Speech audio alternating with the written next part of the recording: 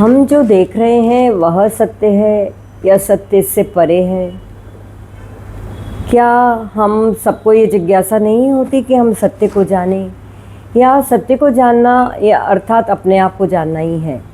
जब तक हम सत्य को नहीं प्राप्त होते, हम सत्य को जान नहीं लेते, उसकी अनुभूति नहीं होती, तब तक हमारी खोज संसार में सुख की बराबर बनी रहती है। हम भौतिक पदार्थों के आकर्षण में अपने जीवन को व्यथित और व्यतीत कर डालते हैं, लेकिन जो हमें प्राप्त करना है आनंद, वो ज्यों का त्यों हमारे भीतर पड़ा है और बिल्कुल अनटच्ड, हमने उसको छुआ नहीं है। क्योंकि सारी की सारी आत्मकथा वहीं से शुरू होती है जहाँ वास्तव में हमारा मूल स्वरूप है। अगर हम वहाँ तक नहीं पहुँचे तो व्यथा ही व्यथा है। एक बार राजा जनक को स्वप्न आया।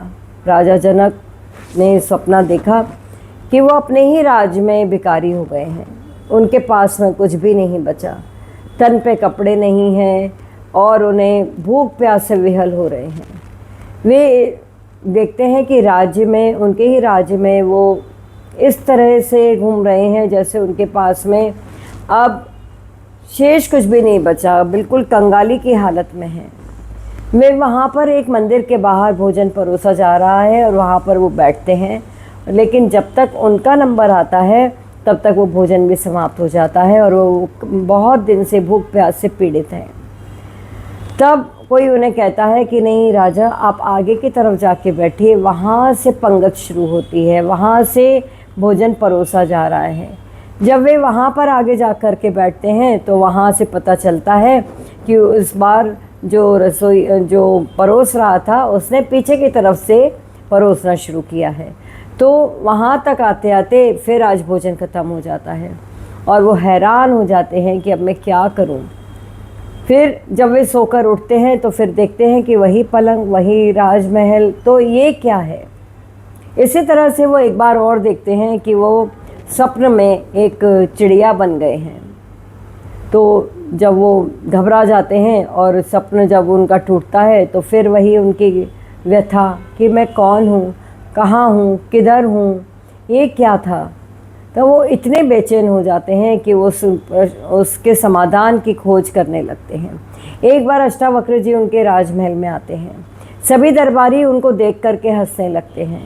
तब अष्टावक्र जी कहते हैं कि राजन, तुम्हारे दरबार में जो अज्ञानी है ना, उनको अपने अज्ञान पर हंसना चाहिए, ना कि मेरे टेढ़े मेढ़े शरीर पर। राजा जनक देखकर उनके इस बात को सुनकर के अवाक रह जाते हैं और उन्हें लगने लगता है कि हाँ, ये जो आ रहे हैं अष्टावक्र जी, ये आत्मज्ञानी हैं। वे उनसे पूछते हैं, आप ही बताइए गुरुदेव, क्या सत्य है? जो मैंने स्वप्न में देखा वो सत्य था या ये सत्य है कि मैं राजा हूँ?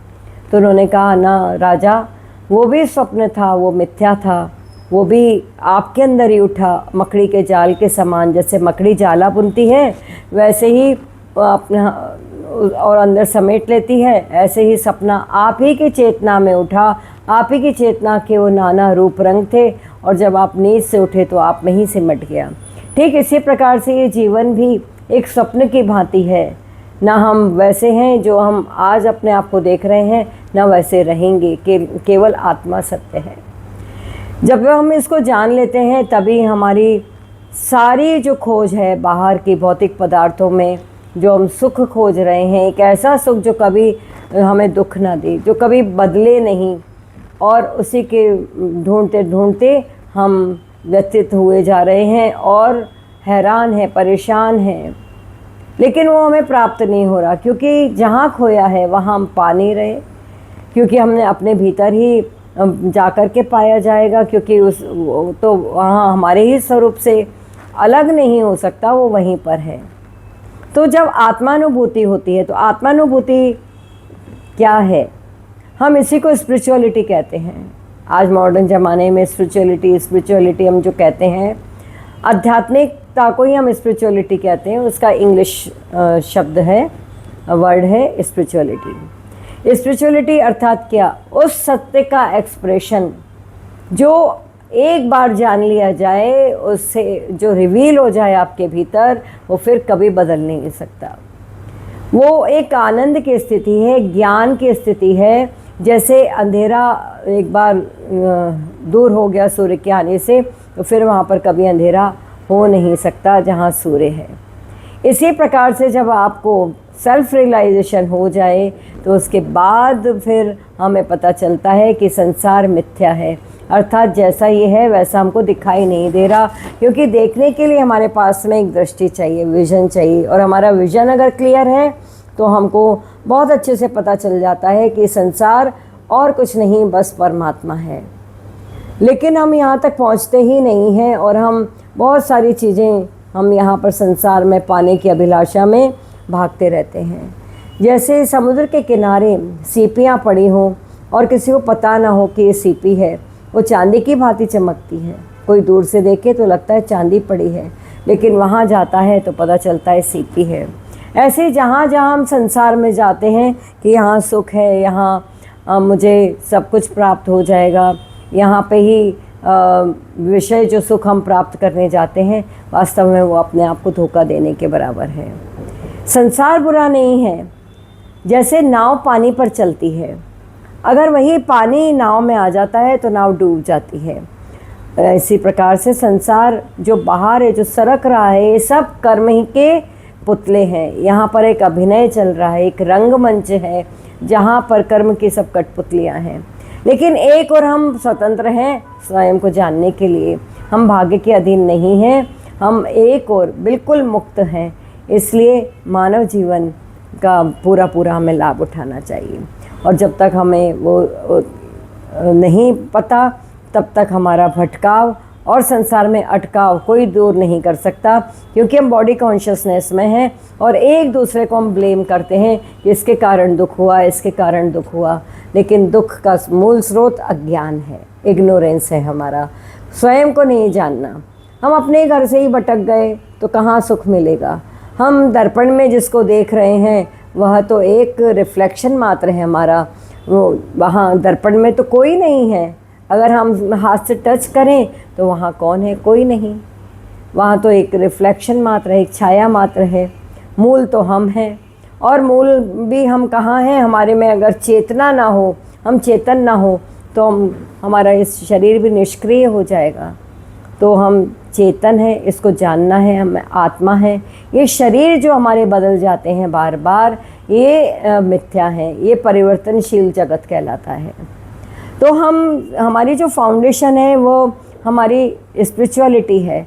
जब हम मूल को ही जान लेते हैं, फाउंडेशन हमारा बहुत स्ट्रॉन्ग है, तो उसके सारे पिलर्स हमको अपने आप मिलने लगते हैं। कहीं थोड़ा सा अटक गए तो भगवान हमारे ओर 1000 कदम दौड़ कर आता है। कहते हैं ना, वो किसी न किसी को आपके जीवन में भेज देता है, गुरु बन के, कभी आपका मेंटोर बन के, जो आपको हाथ पकड़ के उस पॉइंट से आगे ले जाता है। तो अगर हमारे पास में हम हैप्पीनेस को तलाश रहे हैं, हम मेंटल वेलनेस को तलाश रहे हैं, हम मैनिफेस्टेशन कर रहे हैं मनी के लिए, अच्छी बात है, ये कोई बुरी बात नहीं है। हर कोई हैप्पीनेस चाहता है।